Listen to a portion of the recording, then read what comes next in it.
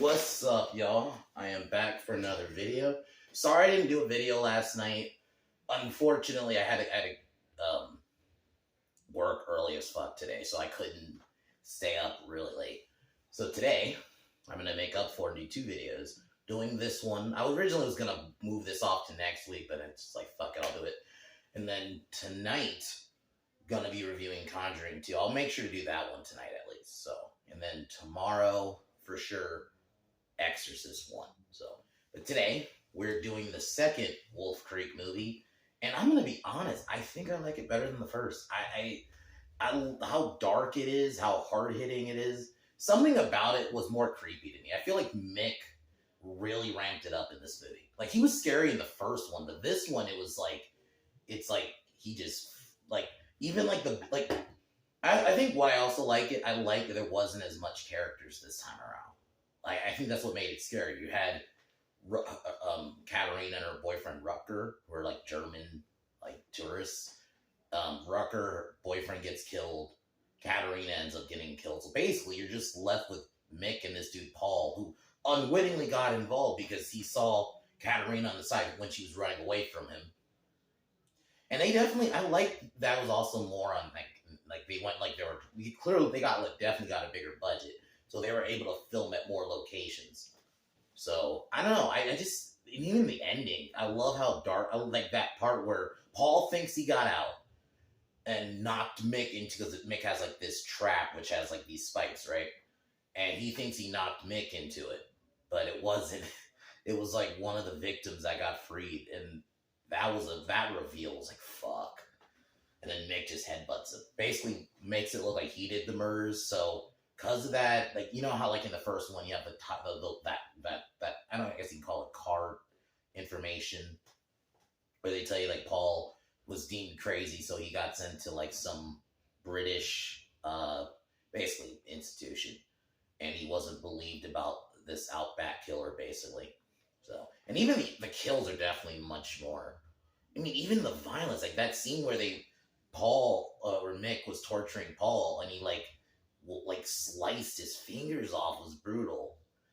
They don't hold back on the violence this time around, man.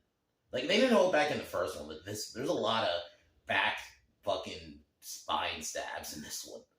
So, but yeah, I definitely recommend it. I think Wolf Creek 1 and 2 are a good watch. I think this one is a little bit more visceral, so I kind of like it a little bit more. I think the first one's still a better movie. If we're going like, if I had to compare as a movie, I think the first one's probably better. But I do like this one a little bit more, just on a subjective level. So out of 10, I give this one a 9. 9.5 maybe. I really liked it. I think why I also liked it, I liked that it wasn't as much. It's weird. I do like a body count in some movies, but in a movie like this, I'm okay with there not being there wasn't a huge body count. Like, compared to the last movie, I guess there's a little bit bigger in this one, but in terms of on-screen kills, like he kills the cop. Oh, I guess the two cops in the beginning. Katarina later on, but Rucker, they're only like 4 base. Well, I guess then there were some off-screen ones, and I'll get into those later. But yeah, overall, I guess there was a bit bigger kill count, but I also like they don't too much into Mick's backstory. I don't want to know it. I'm gonna look and see if there's a 3, and if there is, we'll do that one next week. But if not, then I think Wolf Creek 2 is a fine addition. But I think there is a 3. I could have swore I thought I saw a 3 somewhere, so I'll look it up just to make sure. But I actually really did like this one, so yeah. So tonight, gonna be checking out The Conjuring 2. I've been told Conjuring 2 is really good, so I think that's the one where they flat out mention the nun. So we'll see. So I'll be reviewing that tonight. But yeah, let's get into it.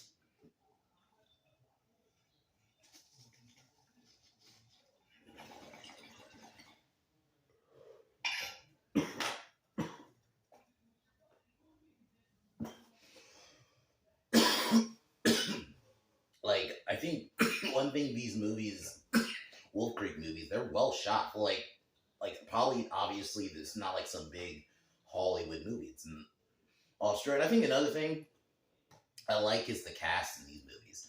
They cast normal looking people. Like, they don't cast like these Hollywood looking people. Like, I think that's what makes it work, is because like the people that Mick captured, they just look like regular people that you just would see anywhere. And I think that element does make it a little bit creepier, you know?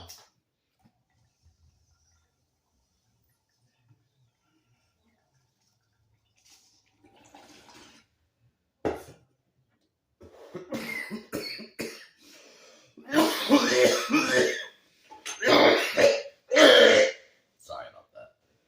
So, movie opens up. You see Mick get pulled over by these cops. One of them's like a sheriff. Gives him a ticket for speeding. They kind of make fun of him a little bit. And then they get back in the car, and Mick, when they're driving, like this scene, it's probably my favorite kill of the movie in terms of violence. Shoots the sheriff guy, and just like boom, his head pops. Like, they don't.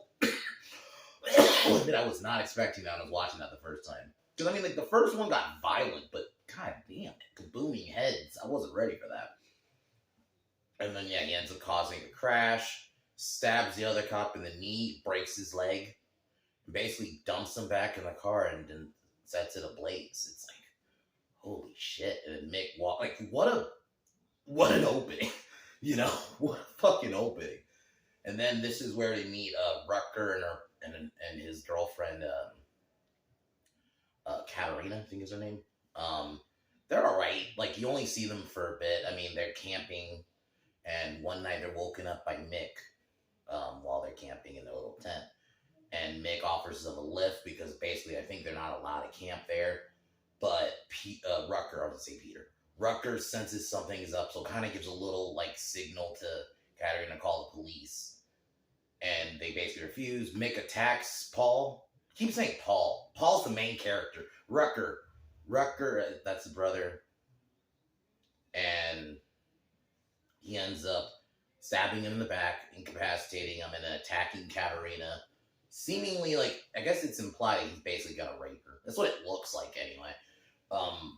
Rutger attacks him from behind, tries to fight back, but ends up getting killed.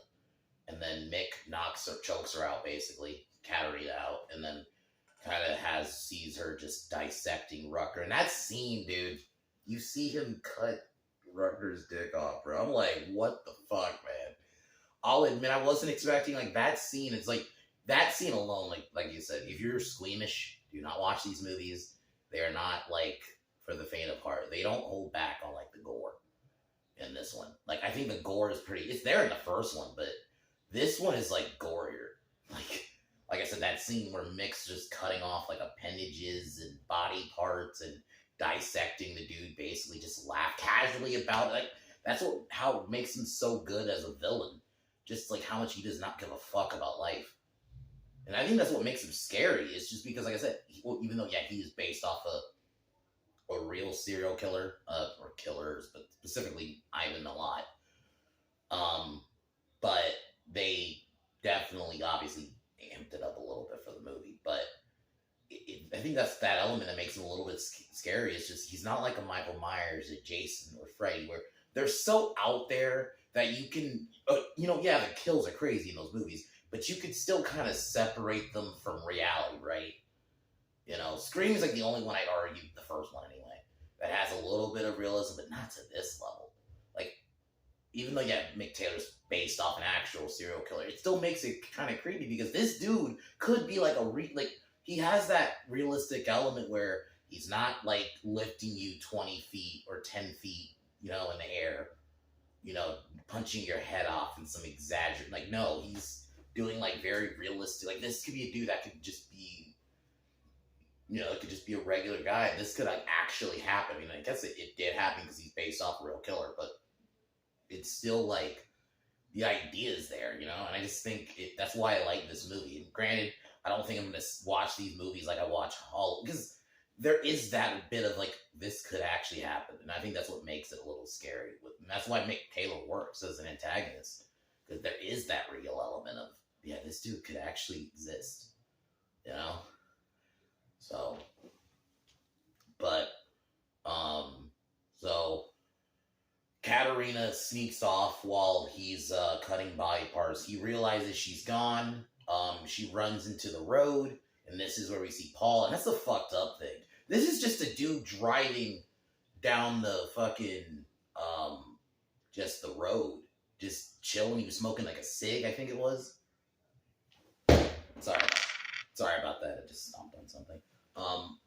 But he just happens. It's obviously he's a good citizen. He's gonna help her. Then we see Mick chase him. He ends up shooting because he's trying to shoot at Paul, but basically he didn't intend on shooting Katarina. So he shoots Katarina, and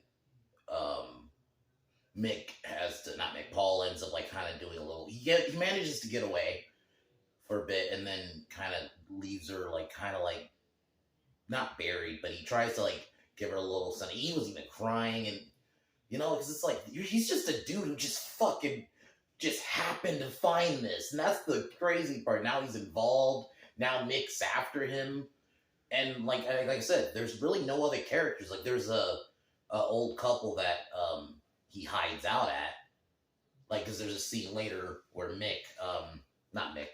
Paul gets back, and after that he sees a truck coming and tries to stop it, but he then looks inside the truck. We get the reveal that it's actually Mick who killed the actual trucker who was in the truck. You don't see it on screen, you just see the body.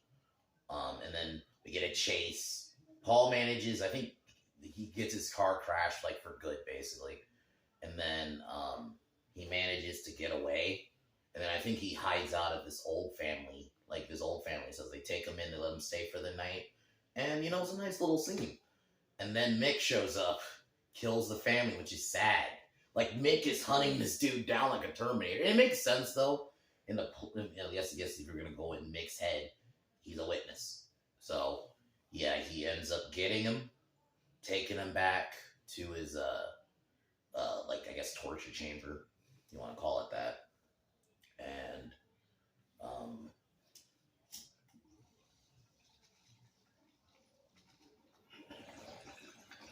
basically Paul kind of a little bit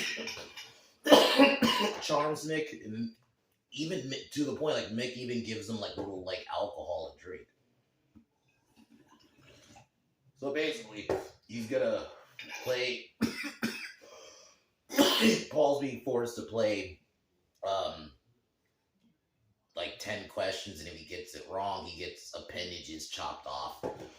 And man, the first time, because he puts his hand in like a vice grip, so like that alone hurts, and then he's just chopping his finger off, like, bro. And Mick's just talking shit, and he's just so casual about it. And then when like Paul's obviously you're gonna cry because you got your fucking finger chopped off, you have Mick just like, what are you fucking crying about? Like, god damn, that's evil. That's so fucking evil. That's what makes the character work.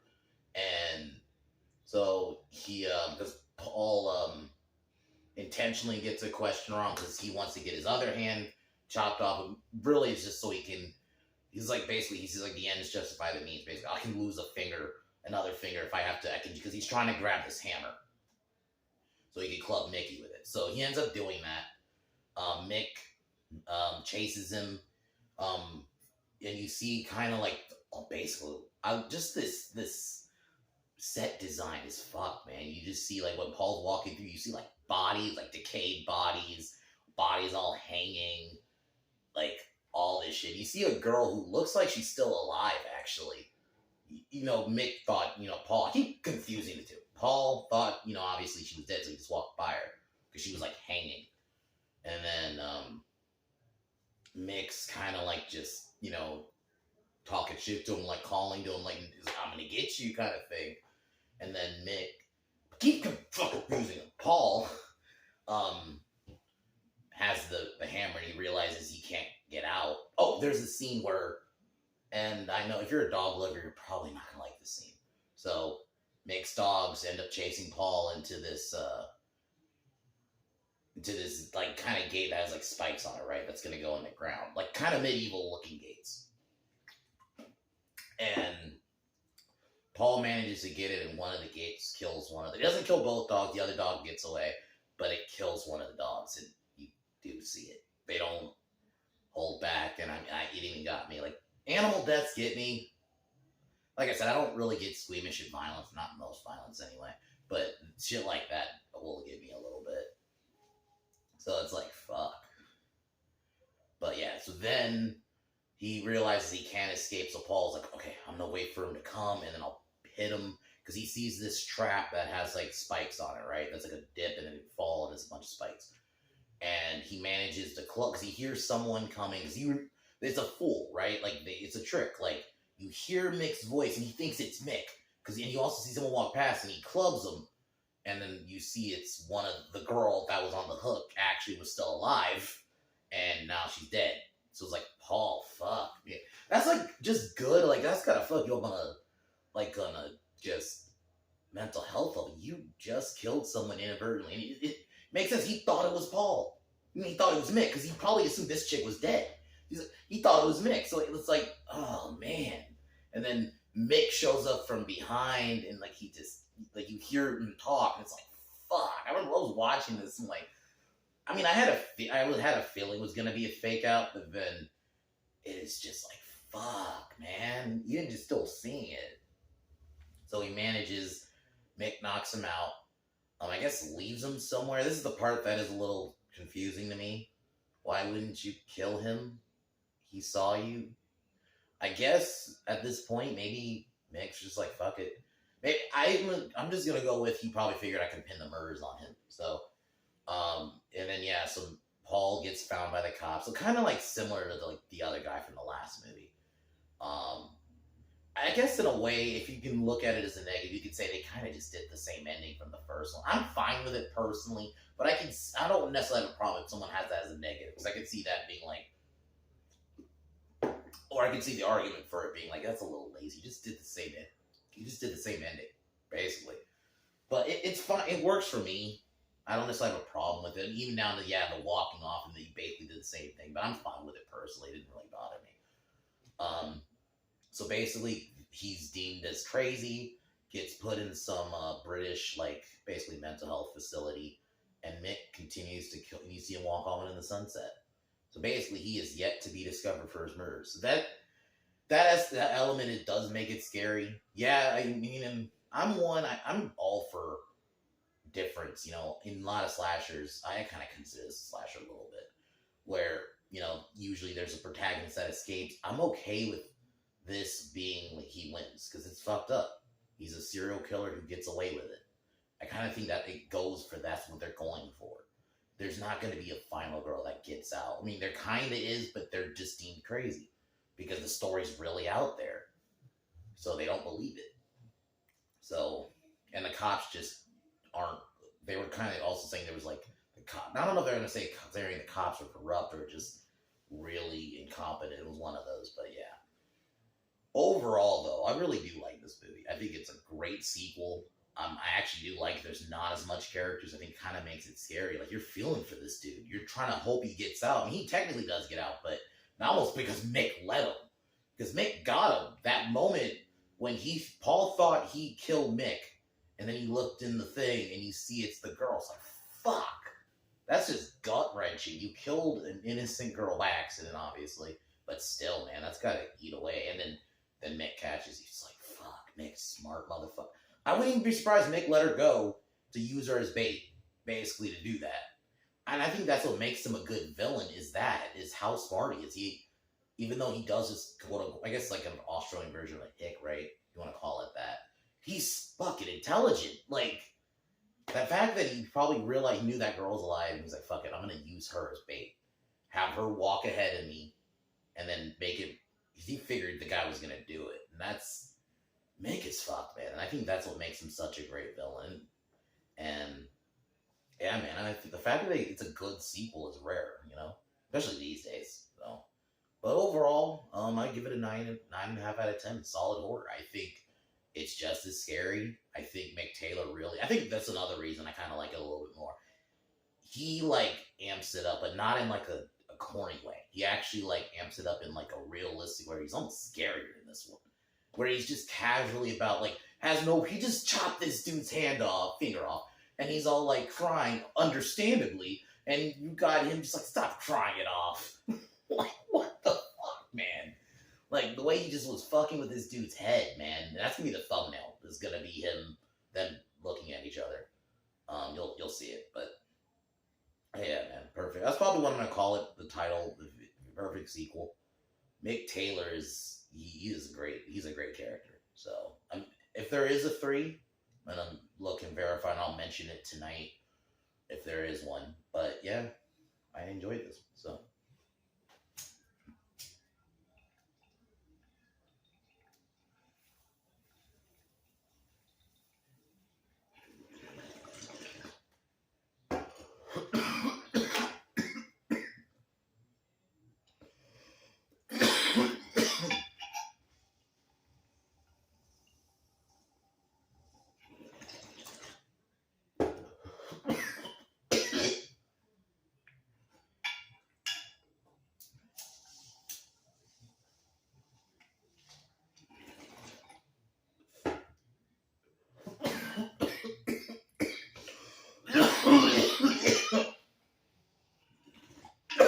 Alright, y'all. Talk to y'all later tonight. Conjuring 2 review.